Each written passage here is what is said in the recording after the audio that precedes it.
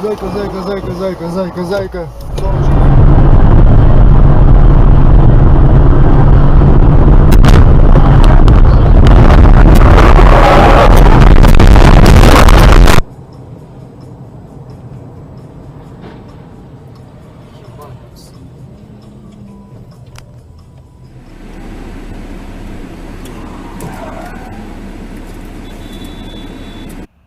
These are only a few examples of the type of devastating accidents people, especially teenagers, get into every day. From not being aware of other drivers, outside distractions like texting, driving under the influence, to just being a bad driver, all of these dangerous acts can cause accidents on the road. Teens today don't understand what it's like to be a safe driver, and that's why we're here, the PHS Safe Driving Initiative team. Whatever happened to predictability? The milkman, the paperboy, evening TV. Did I get delivered here? Somebody tell me, please. This whole world's confusing me. Clouds as mean as you've ever seen. Ain't a bird who knows you're true. Then a little voice inside you whispers, kid, don't sell your dreams so soon. Everywhere you look, everywhere there's a heart, a hand to hold on to. Young drivers from the ages 15 to 20 account for 6.4% of the total drivers on the road. That's 13.2 million teenagers. And of that 13.2 million teenagers, a lot of them are unaware of the realities of not driving safely. In 2015 alone, 2,333 teenagers died in car accidents, and another 200,000 were treated for injuries in emergency facilities because of car accidents. Whoa! We're going to tell you the main causes of car accidents, what teenagers can do to prevent car accidents, and how safe driving can affect your community. First of all, you have to know why these accidents are occurring so you can learn to prevent them. The main causes of car accidents might be more surprising than you think. Here's our list, and then we're going to dive into each individual one. Distracted driving, like texting, taking phone calls, eating, or having a lot of friends in the car. Reckless driving, like speeding or switching lanes poorly. Driving in poor weather, such as slippery roads combined with high speeds. And night driving, which is not using lights properly. As well, on top of all that, drunk driving. It shouldn't come as a surprise that the number one cause of teen accidents is distracted driving. Each day in the US, 9 people are killed and over 1,000 injured as a result of accidents caused by distracted driving. That is almost 3,500 deaths a year with distracted driving alone. So what exactly is distracted driving? These are 3 main types. Visual, taking eyes off the road. Manual, taking your hands off the wheel. And cognitive, taking your mind off of driving. Texting and driving is the most dangerous form of distracted driving because you're using all 3 types of distracted driving. Looking at your phone or social media is visual distraction because you're focusing on your phone rather than the road and you're taking your attention away from the road. Typing on your phone screen physically takes your hands away from the wheel, which is a type of manual distraction. And finally, because you're too focused on what's on your phone rather than the road, that's cognitive distraction. Although it may seem necessary to text "on my way" or LOL or send a meaningless Snapchat, it really isn't. Those texts could kill you or another person. Reckless driving, out of all the types of unsafe driving, is one of the most preventable. Reckless driving includes extreme speeding, rapidly switching lanes, not checking your blind spots, and basically just acting like you're the only car on the road. People get into the habit of driving recklessly very quickly, and the consequences are very bad. We are going to show you 2 students who have first-hand experience with reckless driving. On June 3rd, I was pulling out of my friend's driveway and I accidentally hit the gas really hard and I rammed into another parked car on the opposite side of the street. Even though I've been studying safe driving all year, I now understand why I need to know this more. I need to understand what, my surroundings and what else is on the road, or else something like this can happen again. After this experience, I'm going to learn from this mistake and learn more about how to prevent reckless driving accidents. Now I know the consequences for my actions. I have to pay a $750 ticket for careless driving and another $4,000 to repair my car, and all because I didn't understand what reckless driving meant. So during my car accident, I was making a left turn onto 206 and someone was driving very recklessly and they didn't see me. They stopped, waited for me to merge, and then changed their mind and decided to go. Then they hit my car, resulting in my car getting totaled. So basically they were just driving very recklessly. Obviously they weren't aware, they weren't watching the road carefully, and you just have to be careful out there because you can control how you drive, but you can't control other people on the road. Poor weather can be very harmful. For example, hydroplaning, which is when you lose control over the car and the wheel, causing you to spin through the wet roads, causes accidents every day. Although driving in poor weather is hard to prevent because no matter if it's raining, snowing, or whatever other type of weather, you need to get to places. To prevent accidents during poor weather, try driving at extremely cautious speeds, having your lights on, and being mindful of your mirrors and puddles on the road.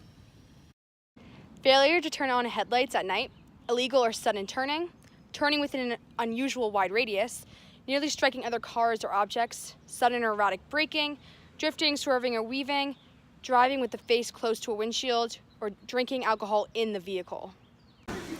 A man named Brock Dietrich from Columbus, Ohio is living with the consequences of a texting and driving accident. In 2015, his daughter Sydney died in a car accident because she was texting and driving. He visits high schools all throughout Ohio and shows high school students the reality of texting and driving using his personal experiences. Since he began presenting his speeches, teenage car accidents in his area have gone down from 15% to 12% in the past 2 years. Keep your eyes out for these signs of drunk driving to keep everyone safe on the road. Leave your car at home when you suspect a night of drinking. If you do bring your car out and you end up drinking, get an Uber or Lyft home or get a sober friend to drive you home. Refuse a ride home from your drunk friend. Getting an easy ride isn't worth your life. If you do suspect drunk driving, call 911 immediately to keep you and others on the road completely safe. Now that you've learned about the types of unsafe driving and how to prevent each type, we are going to discuss how safe driving affects every type of community. We reached out to driver's ed teachers at our school to find out their input on the lack of safe driving knowledge and the importance of these 5 topics. How do you structure your driver's ed classes? My driver's ed class pretty much has a same routine each day. We come in, we do a do now. This could be watching a YouTube clip, answering a question, having group discussions, and then breaking into whatever the topic may be in the lesson, and ending with some sort of project where we're kind of doing higher order thinking, like how can we apply this to our community and our roads here in Princeton. So my grading is 90% classwork, 10% the actual driver's test. I give a quiz after every chapter, but that's more graded on completion versus performance. You can earn bonus points based on performance. We also do other activities such as they're doing creating a rap to remember the speed limits right now, stuff like that. The other day we did a crosswalk law comparison, so the current crosswalk law versus a proposed law, which is better and why, and give kids a voice to try and let them come up with the safe driving and what's safer and what's not safer. Do you emphasize safe driving in your classes, and how do you do it? Yeah, we definitely emphasize safe driving. My club and my students are always brainstorming for creating like new signs in our area. We know that traffic buildup, pedestrian safety is a huge issue amongst our community. We actually worked and we're getting 4 new signs put up in the next few months called Pause for Pedestrians. So it's really great to see that that outcome come from the students, and that collaboration is what makes it so great. I think I emphasize safe driving by some of the stories that I tell from just being in the car with students from the behind the wheel instruction. A lot of the videos and little clips that we show also kind of discuss some of the things that you all do as 16 and 17-year-olds, and so when you see yourselves doing it, I think it helps change behaviors more than when a 30-year-old teacher in front of the room is saying don't do this and don't do that. Always emphasize safe driving. I mean, we teach to the test because that's the immediate goal, but overall, I'm on the road, everybody else is on the road, my family's on the road, your family's on the road, so that's the goal. I mean, when these kids get on the road, we want them to be safe. So we always emphasize, the seatbelt safety, speeding, the distractions, because kids are at your age, definitely, that's the biggest thing, is distractions. So kind of hinting this is on the test, but this is safe driving is how we try to do it mostly. Name a couple things about safe driving that you want your students to take out of your class and demonstrate on the road. Well, I think the biggest thing with our new drivers is having that awareness, being able to follow those GDL laws, not overcrowding the cars, because we know having that, multiple passengers can be a real distraction. So just really sticking to that, and even like calling people out that aren't following that. I know that may be hard to do, and it's kind of a peer pressure thing.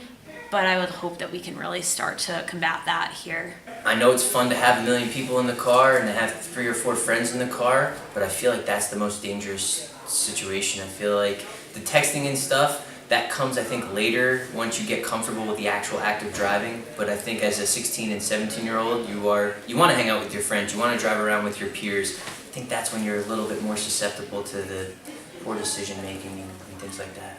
So the biggest things, and I think specific to Princeton, first is pedestrian safety. You know, not only driving around a lot of pedestrians, but being a pedestrian in a heavy foot traffic area. Seatbelt safety. Seatbelts, I think, specifically to buses and Ubers and cabs, where it becomes maybe not second nature to put it on, where it is in your normal car. Speeding, distractions. Distractions is a huge one. So trying to get them to understand what takes place when you are distracted and how to kind of avoid those dangerous situations. Do you think teenagers today are exposed to enough information about safe driving? I don't think there's ever enough, and when I look for all these YouTube videos, it's usually from out of the country. I think there's many different ways that we could spread awareness, even if it's just like if you're seeing a movie, having an ad prior to the film, maybe having more stuff up around the schools. So I would love to see a lot more, and I think we can put some more money into those campaigns for sure. I believe you think about a school system, it's not, only because you hint on it, you talk about it in 9th grade when you get into alcohol, drugs, and how it may affect driving. Obviously 10th grade, it's all about driver's ed, safe driving, but then when we get to 11th and 12th grade, it kind of goes away, and that's when you're on the road. That's when you're really driving and the distractions get even higher. So I think it could be discussed more, and I'm also not sure how much it is discussed at home. You know, we watch some videos in class where we actually see how parents interact with their kids, and it's not always the best and safest interaction. So it does definitely get, I think, put on the back burner as kids get older. I think it could always be emphasized a little bit more. I don't know, you guys have everything at your fingertips with the phone, so if somebody really wanted to get the information, they could. It's just a matter of if you would want to do that. You know. Could your teens today understand what it means to be a safe driver? We went on our school to find out. How many car accidents a year do you think occur? 2 million, probably. Actually, there are a whopping 6 million car accidents every year. Really? What are the 3 types of distracted driving? Probably drunk driving, texting, and eating. I don't know what the Actually, the 3 types of distracted driving are visual, manual, and cognitive. What should you do if you notice signs of a drunk driver? Call the police. She was right. You should call 911 immediately. How many people do you think die every 50 minutes in a drunk driving accident? I'm gonna go with 13. Actually, only 1 person dies every 50 minutes in a drunk driving accident. How many teenagers do you think are on the roads in the United States? 300,000. That's a huge understatement. Us teenagers make up 13.2 million drivers on the road. Wow. How many people a day do you think are injured in distracted driving accidents? True. Okay, so if we do the math, then I think 100. More than 1,000 people are injured in distracted driving accidents every day. After publishing a survey to the class Facebook pages, the lack of teenage knowledge about safe driving became very clear. 22.8% of our 167 responders thought you should stop at a stop sign for 10 seconds, when really it's only 3. Also, 65.3% of our responders thought you could have as many people as you want in the car with a probationary license, when really you can only have 1 other person besides a family member. After the research, we hope young drivers everywhere understand how powerful safe driving is and how many people can benefit from it. Out of the 6 million car accidents a year, 100% of them are preventable if drivers just took the effort to learn about safe driving. We learned about distracted driving and how a text just isn't worth it. We learned about how reckless driving and how it becomes a habit very early in a driver's life. We also learned about driving in the rain and at night and how being cautious is needed to keep people safe. And finally, we learned about drunk driving and how harmful it is to communities. If teenagers and adults took the effort to educate themselves on safe driving, the types of unsafe driving, and how to prevent terrible accidents, the roads everywhere would be so much safer. Thanks for watching. Whatever happened to predictability? The milkman, the paperboy, evening TV. Did I get the... Don't forget to remember these basic GDL laws for New Jersey.